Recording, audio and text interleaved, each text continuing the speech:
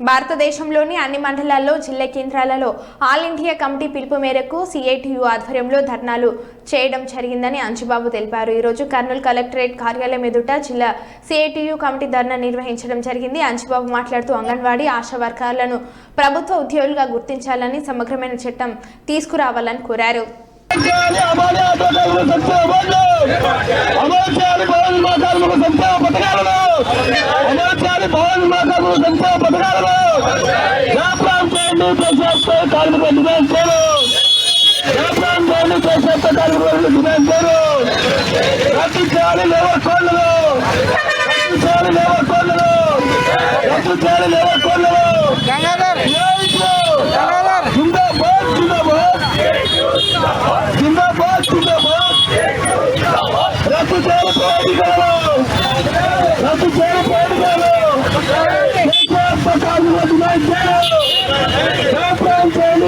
కేంద్ర ప్రభుత్వం ఏర్పడి నిన్నటికి నెల మాత్రమే అయ్యింది।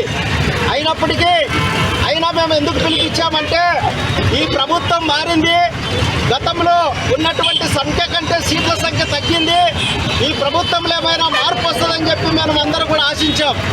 కానీ గతంలో 303 ఉన్నటువంటి సీట్లు ఈరోజు 240కి బీజేపీకి పడిపోయింది కాబట్టి ఇది బుద్ధి తెచ్చుకొని ప్రజలకు అనుకూలమైనటువంటి విధానాలు అనుసరిస్తుందేమో అని చెప్పి మనం అందరం కూడా భావించాం। ఈరోజు దేశవ్యాప్తంగా సిఐటియు ఆల్ ఇండియా కమిటీ పిలుపు మేరకు అన్ని రాష్ట్రాల్లోనూ, అన్ని మండలాల్లోనూ, అన్ని జిల్లా కేంద్రాల్లోనూ కార్మికుల డిమాండ్స్ డేగా నిర్వహిస్తున్నాం।